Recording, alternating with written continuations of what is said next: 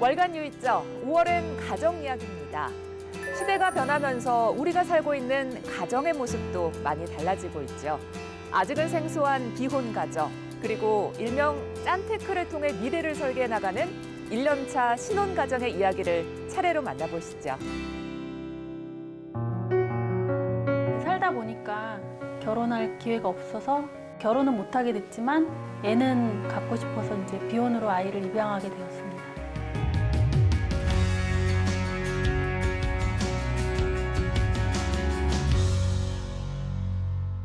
안녕하세요. 저는 사람입니다. 외계인 아니었어? 사람인데 진짜? 사람이라고 소개했어. 저는 미분 체조나 운동 같은 거에 관심이 많고 자신 있는 첫째입니다.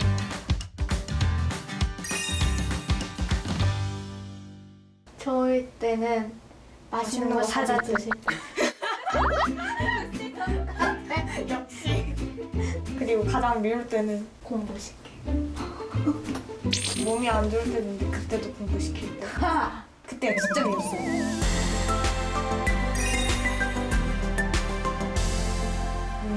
아마 어린이집 다녔을 때 아니면 초등학생 다녔을 때 그쯤 사이에 알게 된 것 같아요. 알게 됐을 때는 어떤 생각이 들었어요? 아 그냥 그렇구나. 그런 생각. 그냥 잘 지내고 있으니까 계속 잘 지내면 되겠지 하면서.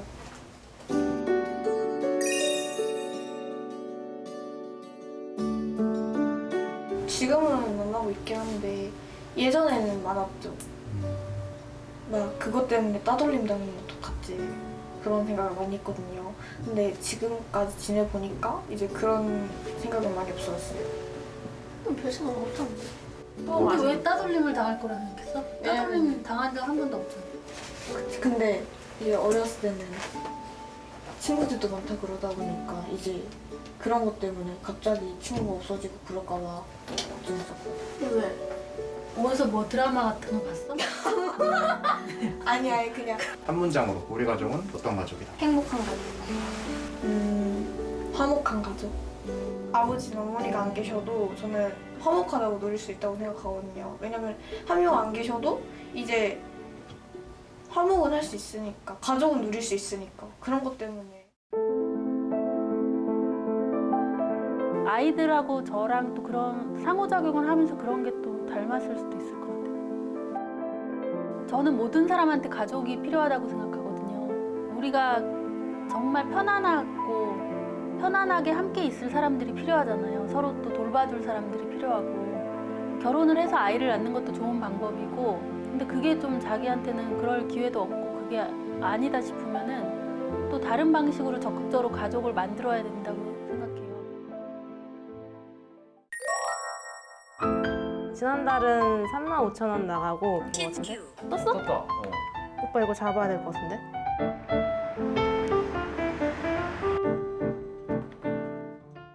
안녕하세요. 짠테크하는 1년차 신혼부부 이수연, 김동우입니다.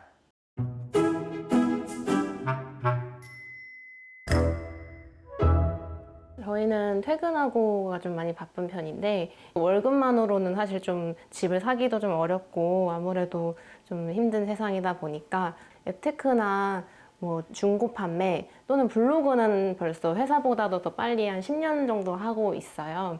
이렇게 부수입 활동을 많이 하고 있습니다. 그게 왠지 더 나을 것 같아요. 그냥 칠리페퍼라고. 중고 판매 하려고 모아놓은 물건들이거든요. 이제 시간이 될 때 퇴근하거나 뭐 주말 아침에 이렇게 뭐 채소 마켓에다가 올려가지고 판매를 올리고 있어요. 지난달에는 이렇게 부수입과 앱테크로 저희가 한 달 동안 60만 원 정도를 이제 벌었고 이제 지금 벌써 80만 원을 더 넘기고 있어가지고 매월 이렇게 늘어가는 걸 좀 흐뭇하게 좀 바라보고 저희 식료품이나 화장품 배달을 대행할 수 있어서 저희는 이렇게 배정을 받고 이제 저녁에 되게 배부르고 할 땐 산책 가고 싶으니까 그 배정받은 배장으로 가볍게 다녀오는 그런 알바도 같이 하고 있습니다. 지금 살고 있는 집이 이제 저희 집은 아니기 때문에 이제 청년주택에서 8년 동안 살 수 있다는 건 저희한테는 큰 장점이긴 한데 얼마나 올라 있을지 모르다 보니까 그 구매를 할 때를 대비해서 저희가 최대한 많이 노력해서 이제 그 돈을 많이 모아 보려고 하고 있는 상황이고요. 또 영끌해가지고 대출을 하다 보니까 사실 정말 저희가 누릴 수 있는 그런 여윳돈은 거의 없게 되는 것 같아요. 월세도 나가고 대출 이자도 나가고 또 이자가 점점 오르더라고요. 제가 이제 쓰고 싶은 걸 쓰면서도 죄책감을 갖게 되지 않는, 저 같은 경우는 여행을 또 워낙 좋아하다 보니까 진짜 지금보다 이제 좀 더 이제 많은 자산을 이제 얻게 될 때가 오면은 원할 때 언제든 떠날 수 있는 그런 자유가 있으면 좋겠다고 생각을 했습니다. 지금처럼 막 몸이 조금 더 피곤하지는 않은 약간 미리 준비해 놓은 것들로 많이 안정이 되어 있는 좀 더 효율적인 부수입을 할 수 있는 그런 나이가 될 거라고 생각합니다. 요즘 또 급격하게 늘고 있는 게 1인 가구와 이주민 배경 가정입니다.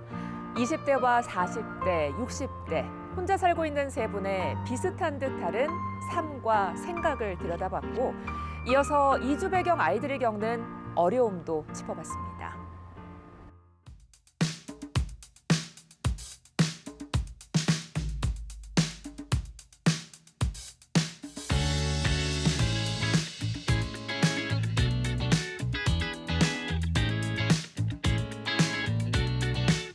돈이 부족하다. 밥도 못 먹고 다닐 것 같고. 자유롭다. 구속되지 않는? 고립되었다는 느낌이 강하게 들고 1인 가구를 바라보는 우리 주위의 다양한 시선들.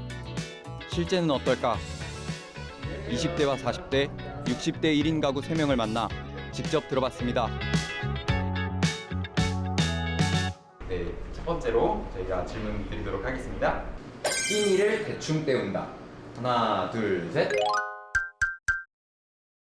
평균적으로 봤을 때 좀 대충 떼어 먹는 것 같습니다. 좀 귀찮기도 하고 혼자 먹는데 막 공들이는 게 인스턴트 같은 걸 먹다 보면은 내가 나를 학대하고 있는 게 아닌가라는 생각이 좀 들거든요.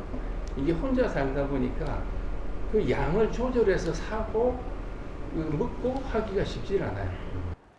실제 1인 가구가 꼽은 가장 큰 어려움은 균형 잡힌 식사를 하기 어렵다는 것입니다. 또 식사할 때 충분한 양, 다양한 종류를 먹지 못한다는 응답도 다인 가구보다 월등하게 많았습니다.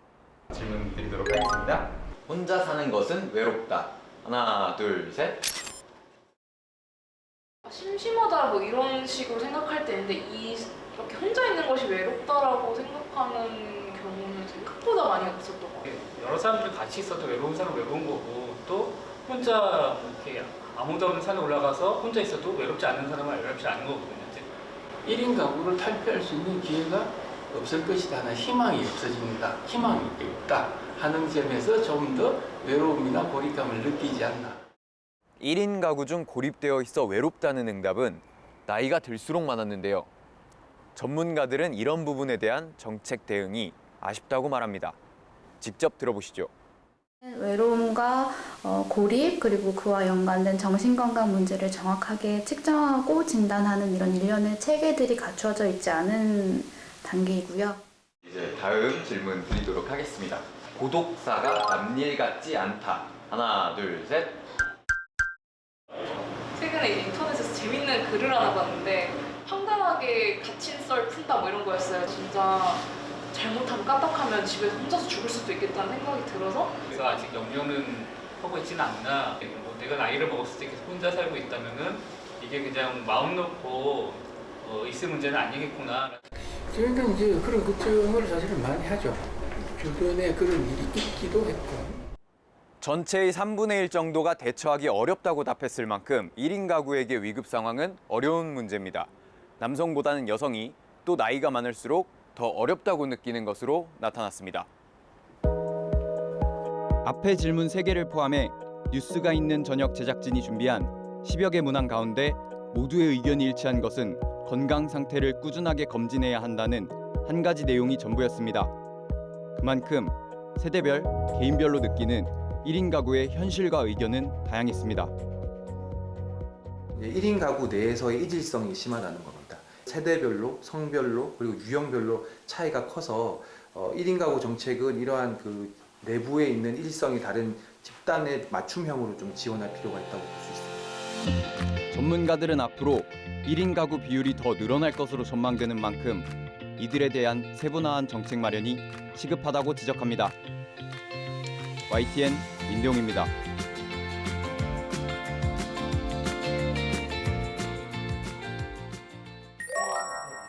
4살이던 지난 2016년 부모님과 러시아에서 우리나라에 온 레오니드. 어느덧 어엿한 초등학교 4학년이 됐습니다.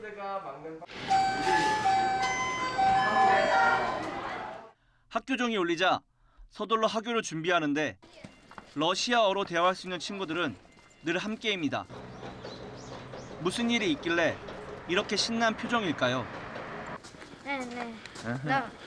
놀아요. 놀아요? 친구들이랑? 네. 이들이 향한 곳은 바로 동네 축구장. 학원에 가는 친구도 있지만 레오니드는 부모님이 일터에서 돌아오시는 저녁까지 이렇게 운동장에서 시간을 보낼 때가 많습니다. Я хочу стать профессиональным футболистом. 그런데 울타리가 없어진 학교 밖에서는 때때로 가혹한 상황을 마주합니다. 축구장에서 쫓겨나기도 하고 친구들이 놀려도 제지해줄 선생님이 없습니다. 한국어에 서툴고 외모도 다른 탓에 차별로 느껴집니다. 축구장 왔을 때 어떤 형아가 욕을 했대요. 축구장 쓰지 말라고? 네. Как ты сделал? Когда он мат сказал. Я ничего не сказал. Может быть, был, но очень мало. Как-то раз один был случай, это у Лёни одноклассницы, местные девчонки, они у него отобрали чехол от телефона и стали дразнить его. Хотя мне казалось бы, это какое-то ребячество, но он пришел обеспокоенный. 이주 배경 아이들이 겪는 차별의 문제는 안산 원일초만의 이야기는 아닙니다. 이주 배경 학생이 전체의 80%가 넘는 서울 대동초등학교.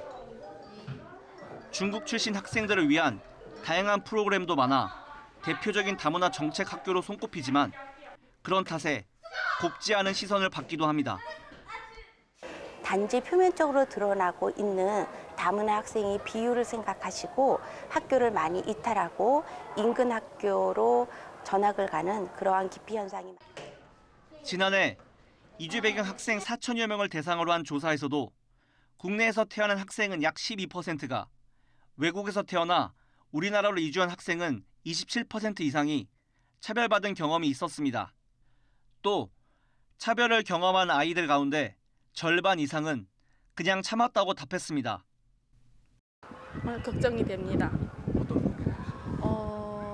애들 사이에 혹시 외국인이라고 차별을 두지 않나? 아니 그리고 차별이나 이런 되게 편견 이런 것들의 피해와 상처를 받는 곳은 일상에서 일어납니다. 학교 밖에서 일어납니다.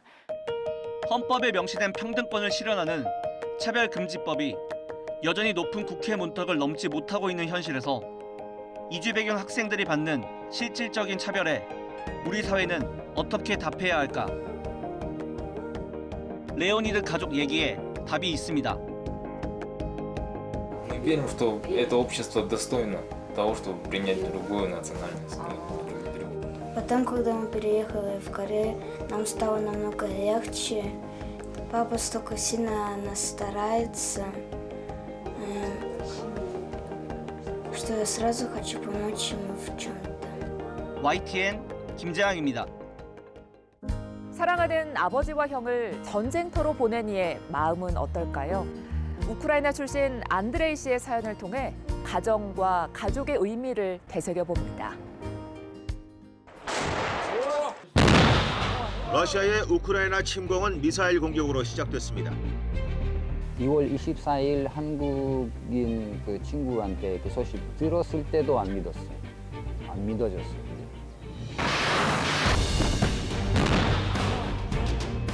저희 유일하게 남아있는 우크라이나 남아있는 것이 형이랑 아빠. 둘 다 잠전하니까 제가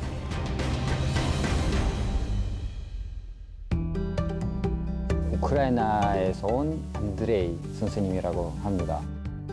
여기 한국에 와서 이제 광주라는 도시에 그리고 여기서는 이제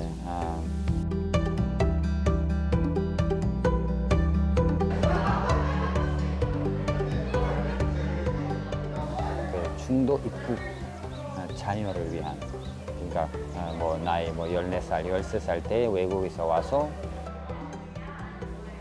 이제 여기 새나르게 보낸 세월이 지금 한 7년 됐죠. 아이들이 일단은 저를 보면 행복해하는 얼굴이나 저랑 같이 이렇게 대화해가지고 어떤 문제가 해결됐다는지 아니면 안드레이 선생님 있어서 내가 행복한다 하는 거 보면 그때 보람 느껴요.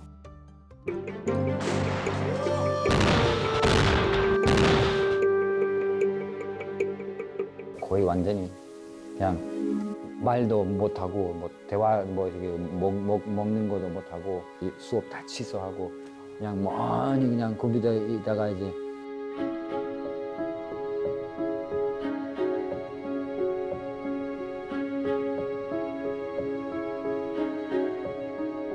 이제 동아에 했을 때 제가 오라고 한국에 오라고 아버지 67세니까 그러니까 오라고 했는데 아버지는 갈 수 없다. 할 수 있는 대로 잠전하겠다.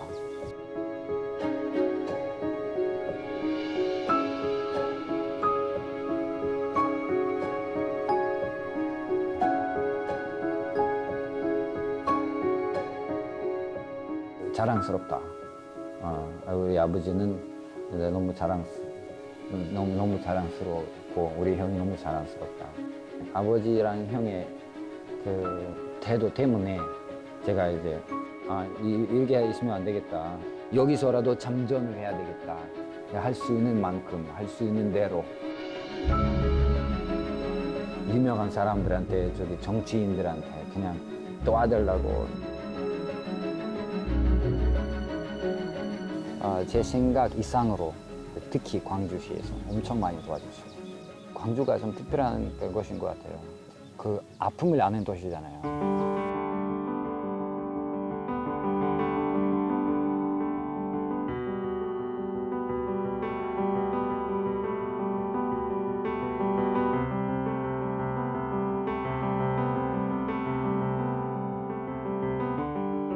아무튼 뭐 집에서도 그렇고 학교에서도 그렇고 어디 가도 그냥 늘 제 옆에 아이들이 늘 있어 항상.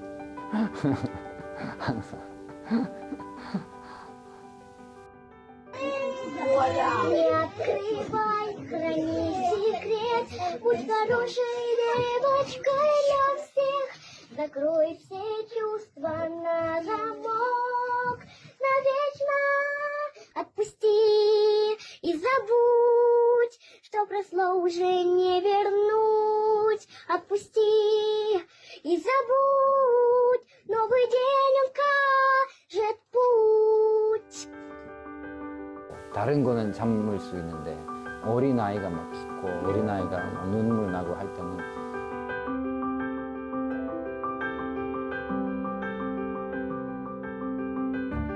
한국에 와 있는 것이 너무 그냥 아이들한테 미안한 거예요. 갔다 와서 한 달 만에 다시 이제 갈 거예요.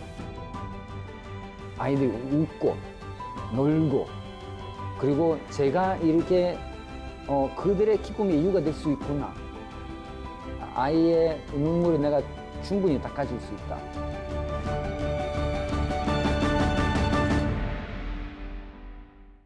5월이 가정의 달인 건 이렇게 따뜻하고 푸르른 모습이 바로 가정이기 때문이 아닐까요? 월간 뉴이죠. 6월엔 뉴스가 있는 저녁을 통해 환경 이야기로 찾아갑니다.